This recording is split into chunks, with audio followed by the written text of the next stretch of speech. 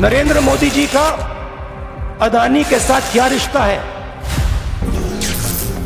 बजाय इसके कि कोयला सरकारी कंपनियों से खरीदा जाए, अडानी ही बिजली का उत्पादन करेगा, अडानी ही कोयला ऑस्ट्रेलिया से लाएगा और अडानी के ही पोर्ट को यूज किया जाएगा। हसीना cannot afford to anger India, even if the deal appears unfavorable. She knows what is bad and what is good. She knows if I satisfy Adani, Modi will be happy. सवाल है कि एक मित्र के लिए एक नहीं 1000 पॉलिसी बदलने को मोदी जी तैयार हैं।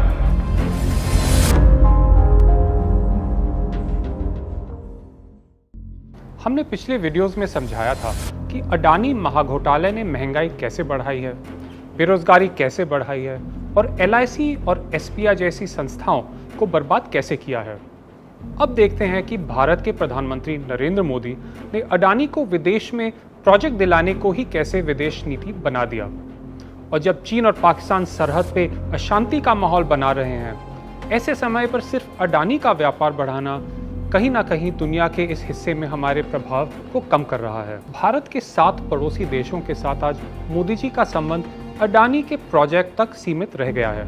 कई वर्ष पहले जब बांग्लादेश में बिजली की कमी थी, डॉक्टर मनमोहन सिंह ने सरकारी NTPC को एक बड़ा अवसर दिया था बांग्लादेश के बागरहाट जिले में एक 1320 मेगावाट पावर प्लांट लगाने का, और इसका कोयला, याद रखिए, टेंडर के माध्यम से खरीदा गया।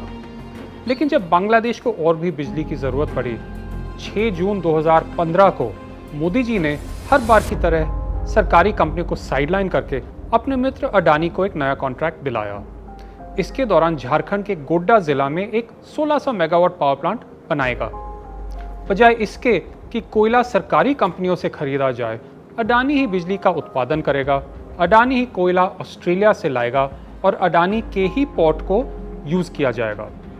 ये देखा आपने कैसे मोदी जी की बदौलत अडानी की 4 कंपनियों को, चाहे कोयला या शिपिंग या पोर्ट या बिजली, एक साथ इतना बड़ा बिजनेस मिला।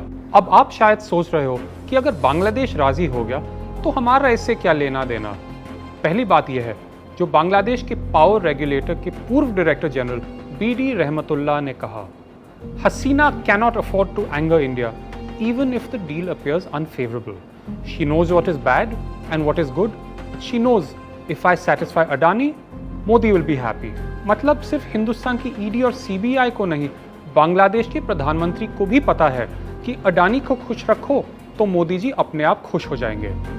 मोदी सरकार की भ्रष्ट सच्चाई अब पूरी दुनिया जानती है। भारत के बदनाम होने से एक दूसरी कठिनाई है, अपने मित्र को मोदी जी फायदा तो पहुंचा रहे हैं, लेकिन बांग्लादेश को यह भी लग सकता है कि उनका शोषण हो रहा है।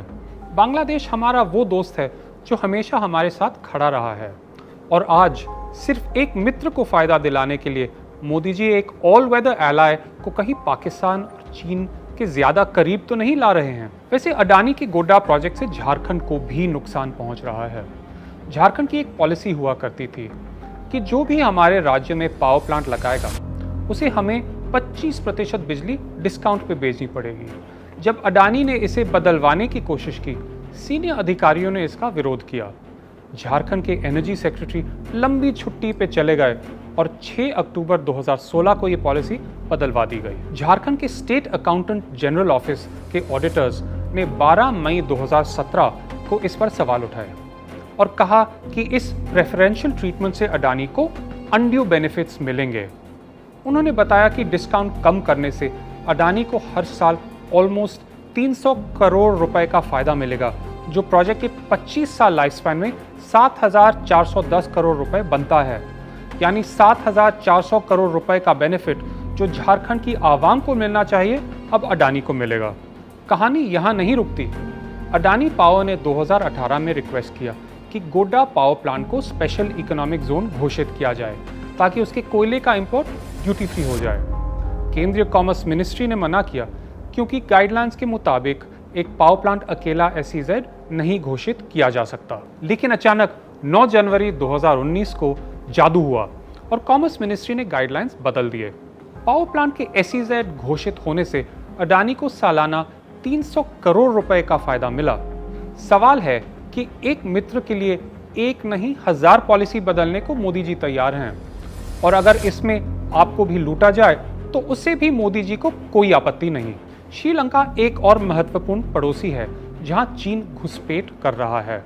जब चीन को हम्बनटोटा बंदरगाह बनाने का कॉन्ट्रैक्ट मिला, इंडिया को बड़ी आपत्ति हुई। लेकिन जब श्रीलंका ने कर्ज के जाल से निकलने के लिए 2017 में बंदरगाह चीन को 99 साल के लिए लीज किया, भारत और परेशान हुआ। थोड़ा सा भरपाई करने के लिए भारत को एक पोर्ट दिया और कमाल की बात है कि वो भी अडानी को मिल गया। पर कहानी यहाँ ख़त्म नहीं होती। गजब की बात है कि उस टाइम के पीएम महिंद्रा राजपक्षे ने अडानी की सिफारिश मोदी ने खुद ही की। नई सरकार आती है और एक दूसरा पोर्ट टर्मिनल देती है और वो पोर्ट भी मोदी जी की सिफारिश में अडानी को मिलता है। 5 मार्च 2023 को श्रीलंका विदेश मंत्री अली सबरी ने मोदी सरकार की पोल खोलकर कहा कि ये गवर्नमेंट टू गवर्नमेंट प्रोजेक्ट जैसा है। तो ये साफ दिख रहा है कि मोदी जी ने अपने मित्र अडानी को श्रीलंका पे सिलेक्ट और नॉमिनेट करके थोप दिया। क्या किसी और इंडियन कंपनी को इस प्रोजेक्ट में इन्वेस्ट करने का अवसर मिला? भगवान जाने। और जब ऐसे गंभीर आरोप आस पड़ोस के देशों से लगते हैं तो भारत का मीडिया उस पर रिपोर्ट नहीं करता है और मोदी सरकार हर बार मौन धारण कर लेती है। श्रीलंका वाली कहानी अभी खत्म नहीं हुई है। वहां के मन्नार जिले में एक 500 मेगावाट विंड पावर प्रोजेक्ट के संबंध में एमएमसी फर्डिनांडो, श्रीलंका के इलेक्ट्रिसिटी बोर्ड के पूर्व चेयरमैन, ने श्रीलंका संसद को 10 जून 2022 को बताया कि राष्ट्रपति गोटाबाया राजपक्षे ने उनसे कहा था कि मोदी जी उन पे ये प्रोजेक्ट अडानी को देने का दबाव डाल रहे हैं। अब आप ही बताइए कि अडानी ग्रुप के सेल्समैन ऑफ द डेकेड कौन हैं? इसी के साथ मैं एक और बात जोड़ना चाहूँगा। इंडिया बदनाम हुआ डार्लिंग मोदानी के लिए।